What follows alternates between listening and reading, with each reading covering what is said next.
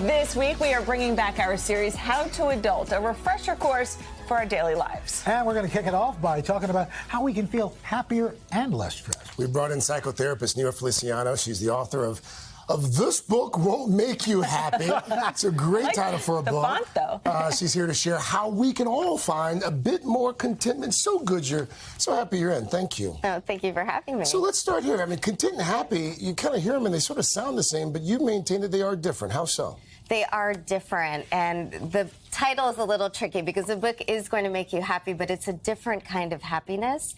We're told in this world that in order to be happy, we need to do more, have more, and be more. And that definition and the pursuit of that happiness is what's stressing a lot of us out.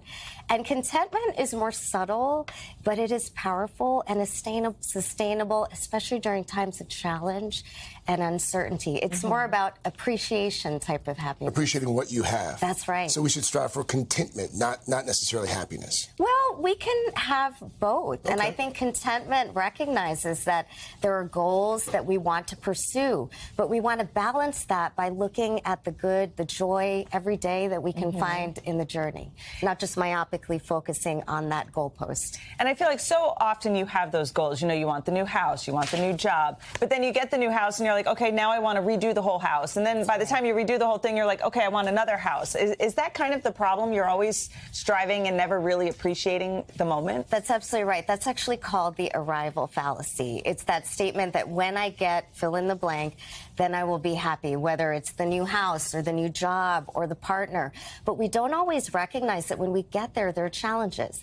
And that type of happiness wears off. So we might find the partner and then realize they snore like a boar, or get the promotion and then there's more longer work hours and less leisure time. Or you go on vacation, you rent this beautiful Airbnb that has the view of the ocean, but there are roosters next door. So your entire family's up at 5 a.m. and that did happen to us. Oh, wow. Yeah, you write a book on contentment. Fairly specific. Yes. And your husband clearly snores now. So you didn't hear that from me. Well, when you talk about contentment, which sounds like something that's more sustainable and longer lasting, but there can be disruptors in that contentment, especially there are people who may not be, whether consciously or unconsciously, trying to disrupt your contentment. How do you deal with that? That's right. You know, contentment, that's the beauty of contentment. It lies in yourself. You have the power to control it. It is not passive. And that is the difference between complacency and contentment.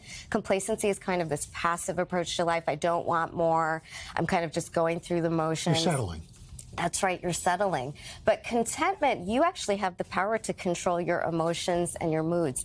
And the practices I wrote about in the book literally rewire your brain so we're more attuned to recognizing the good in the everyday along the journey. What are some things, perhaps even small things, that we can do to find contentment every day in our lives? Yeah, that's a great question. So let's start off with one easy one, gratitude. You know, gratitude sounds like a really nice thing to do, but it is powerful. It's not only emotionally transforming, it's physically transforming. We have research to show that cardiac patients who experience heart failure, those who kept gratitude journals 8 weeks later showed lower signs of inflammation than those who didn't. So these aren't just nice things to do, they're transforming. And just thinking about 3 things a day that makes you feel grateful can begin that process to experience those mood-elevating benefits, a release of dopamine, which helps with motivation and also elevates your mood. But if you write those things down, you experience those benefits even weeks later. So it's okay to have goals. You know, you should strive for something, but kind of appreciate the road that it takes to get there. That's right. That's right. And so often when we get to the goalpost moves, right? Because we're looking for that next thing. And we don't even have time to sit in that moment and appreciate it. But we can even find that fulfillment, that satisfaction in between the goalposts. Because most of our life is actually lived in between hitting those goals. You know, we could sit here and talk to you for like 2 hours. That's great advice. Thank you. Come back. This is great. Thank you. Thank you so much. Thanks for having me.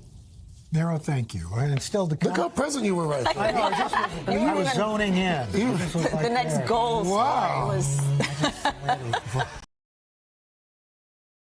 Hey, thanks for watching our YouTube channel. Find your favorite recipes, celebrity interviews, uplifting stories, shop our favorite deals, and so much more with the Today app. Download it now.